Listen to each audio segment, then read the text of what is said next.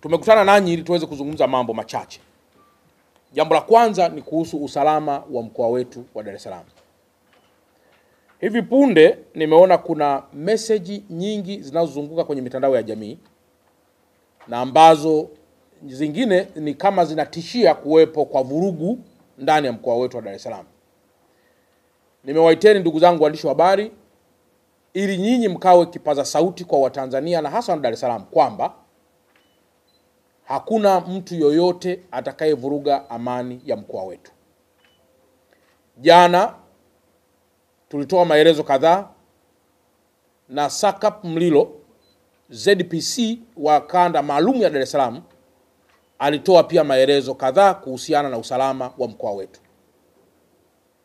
Kwa hiyo kwa mtu yoyote wa chama chochote cha siasa, taasisi yoyote ya dini, taasisi iso ya dini, mtu binafsi, shirika au kampuni, hakuna hata mmoja atakayeweza kuvuruga amani ambayo imekushajengwa katika misingi ya uongozi na hasa uongozi bora wa Mheshimiwa Dr. Samia Suluhu Hassan. Tunafahamu kwamba wapo baadhi ya watu ambao wanaweza kuwa na malalamiko yao. Wazingatie sheria, wazingatie utaratibu wa namna ya kufikisha kwenye vyombo na taasisi zinazohusika na masuala ya malalamiko walionayo. Niendelee kuwatoa wasiwasi wafanyabiashara wote na wawekezaji ndani ya mkoa wa Dar es Salaam kwamba kuanzia sasa mpaka baadaye utakapofanyika uchaguzi wa serikali kuu na hata baada ya hapo, mkoa wa Dar es Salaam utaendelea kuwa ni kioo cha amani katika nchi ya Tanzania, Afrika Mashariki na Kati, Afrika kwa ujumla na hata duniani kote kwa ujumla wake. Lakini jambo la pili, ndugu zangu wanahabari, tumeona kwamba siku chache zilizopita mvua nyingi zinaendelea kunyesha ndani ya mkoa wetu. Na nimeona zipo picha zinazoonesha wanafunzi, akina mama wakivuka maji chini ya maandaki. Na pengine picha hizo kuonesha kwamba serikali hakuna kitu chochote ambacho kimekushafanyika. Naomba ndugu zangu waandishi wa habari niwape taarifa kwamba Dar es Salaam kwa sasa tunaendelea na utekelezaji wa miradi mingi ya madaraja, barabara za lami na zisizo za lami.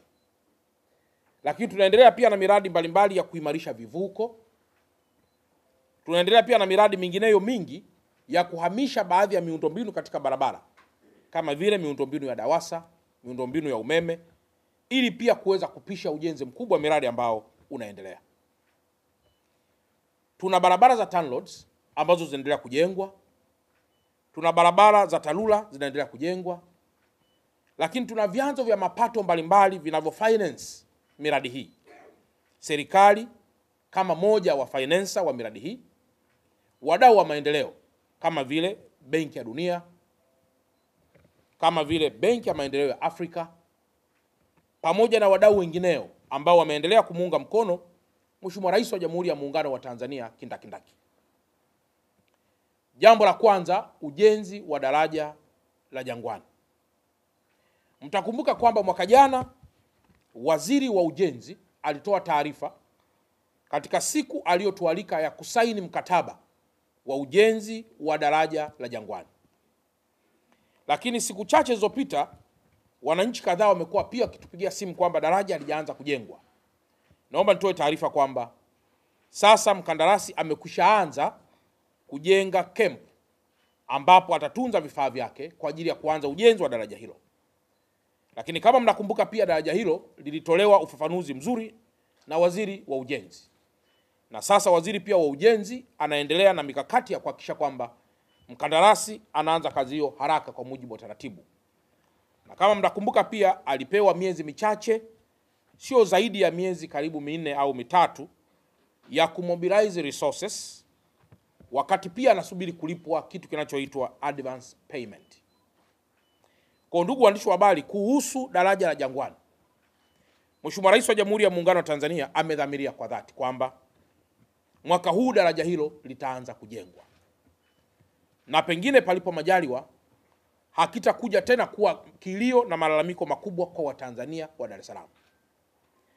Sambamba na hili, ndugu zangu waandishi wa habari, kuna miradi mingine mingi ambayo inatekelezwa na TANROADS, zikiwepo barabara za kutoka Kibada Mwasonga si chini ya kilomita 40 ambayo tayari imekwishaanza na mkandarasi yuko site.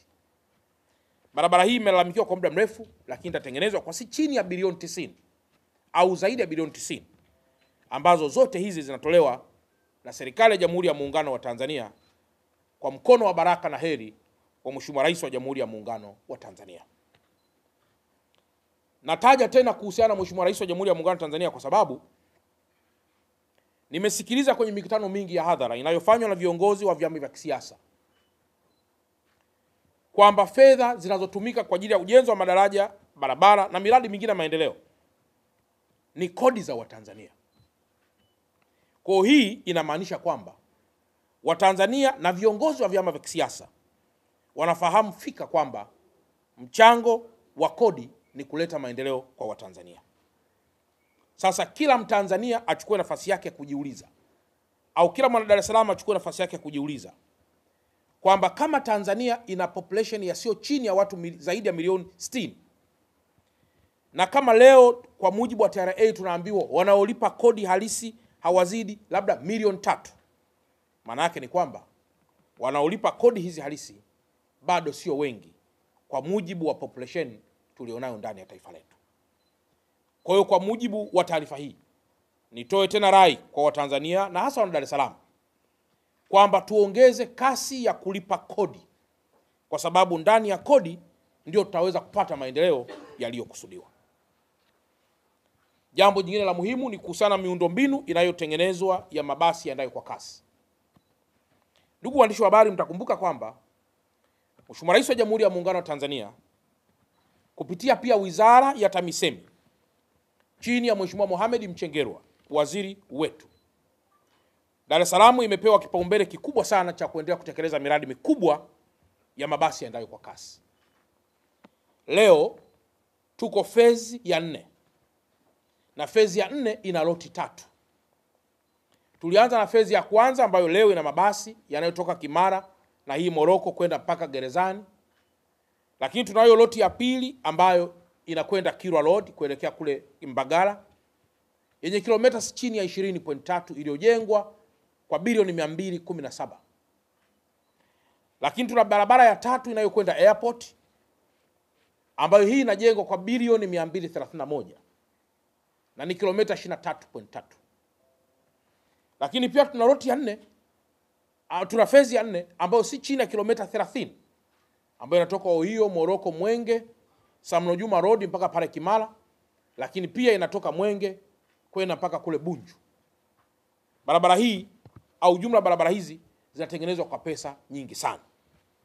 Swali kubwa ambalo limekuwepo kwetu wa Tanzania ni je, zile zilizokamilika mabasi yake yatafika lini? Na je, zile ambazo hazijakamilika zitakamilika lini? Ndugu waandishi wa habari, naomba niwaambie tu kwamba kupitia Wizara TAMISEMI tayari imekwisha fanya na kuanza mchakato wa haraka moja, kuweza kuongeza wadau wanaoweza kutumika kusafirisha abiria. Kwa maana leo tuna mdau mmoja anayeitwa UDAT. Sasa mipango iliyopo kiwizara ni kuongeza wabia wanaoweza kutoa huduma. Lakini 2 ni kuongeza mabasi. Na kwamba mpaka sasa tayari wamekushafanya order mabasi kadhaa ili kureplace yale mabasi ambayo kwa sasa yameharibika na ufanisi umepungua.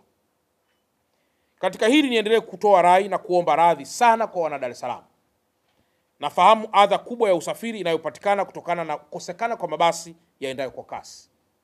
Lakini Mheshimiwa Rais kupitia pia wizara hii ya TAMISEMI wanaendelea na zoezi hili kwa haraka kubwa sana ili kuweza kukabiliana na changamoto kubwa ya usafiri ambayo inawakumba wananchi wa yale maeneo ambako sasa mabasi yapo lakini hayatoshi, na kwenye yale maeneo ambako mabasi hayapo lakini miundombinu imekamilika. Jambo jingine, ndugu zangu waandishi wa habari mlioko hapa, mwaka huu ni mwaka wa uchaguzi. Na kwa kuwa ni mwaka wa uchaguzi, tunaweza tukafarakana na tukapoteza malengo ya taifa letu. Kumekuwa pia kuna malalamiko mengi ya kutaka tume huru ya uchaguzi, lakini pia kumekuwa kuna malalamiko mengi ya kuonesha hisia za kutoshiriki katika chaguzi. Mimi kama mkuu wa mkoa wa Dar es Salaam, kwa kushirikiana na viongozi wenzangu, tutakuwa tayari wakati wote kutoa ushirikiano kwa taasisi zozote za kisiasa, za kidini au zisizo katika makundi haya. Lengo ni kujikita katika R4 ambazo Mheshimiwa Rais aliziasisi. Kuhakikisha tunakaa pamoja, kuhakikisha tunajenga upya, kuhakikisha tunavumiliana na mambo mengine yote ambayo mwisho atapelekea kuwa na uchaguzi, moja, wa huru na haki; mbili, wa kidemokrasia, ili mwisho tuwe na serikali itakayokidhi vigezo vya utawala bora, yani good governance indicators, ambazo mojawapo ni kupitia chaguzi zitakazokuwa za huru na haki na kadhalika. Na ndani ya mkoa wetu wa Dar es Salaam tunasubiri pia taarifa ya tume huru ya uchaguzi kupitia wale waliojiandikisha upya, wale waliouisha taarifa zao, na wale wengine wote ambao walikwisha kuwa wamejiandikisha, ili kwa ujumla sasa idadi yao na mambo mengineyo yote yatakayohusiana masuala ya kiuchaguzi yatakayotamkwa na kufafanuliwa na tume huru ya uchaguzi.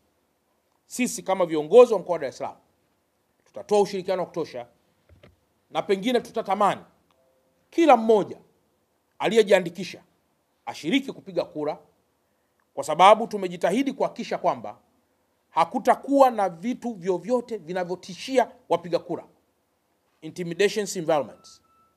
Na kwa mantiki hiyo, yoyote aliyejiandikisha atakutana na mazingira bora, sahihi, ya wazi, yasiyotisha, ili kwenda kapige kura kama haki yake ya msingi katika taifa huru na la kidemokrasia linaloongozwa na Mheshimiwa Dr. Samia Suluhu Hassan. Viongozi wa vyama vya kisiasa wa mkoa wa Dar es Salaam, kwa kushirikiana na viongozi wa serikali wa mkoa wa Dar es Salaam, tutaendelea kufungua milango hii kadiri siku zinavyozidi kwenda, ili kuruhusu kila mmoja kuelekea kwenye chaguzi hizi asiwe na malalamiko wala dukuduku za aina yoyote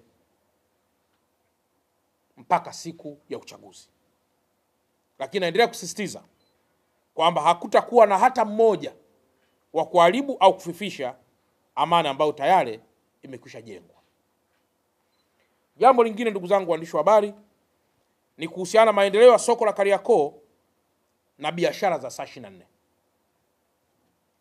Wapo baadhi ya wenzetu ambao wanatamani zaidi kujua tumeishia wapi na kauli mbiu yetu ya biashara saa 24. Lakini wapo wenzetu pia wanaotamani kuendelea kujua tumefikia wapi kuhusu maendeleo ya soko la Kariakoo. Ndugu waandishi wa habari, soko la Kariakoo linaendelea kujengwa na mpaka sasa lipo zaidi ya 95%.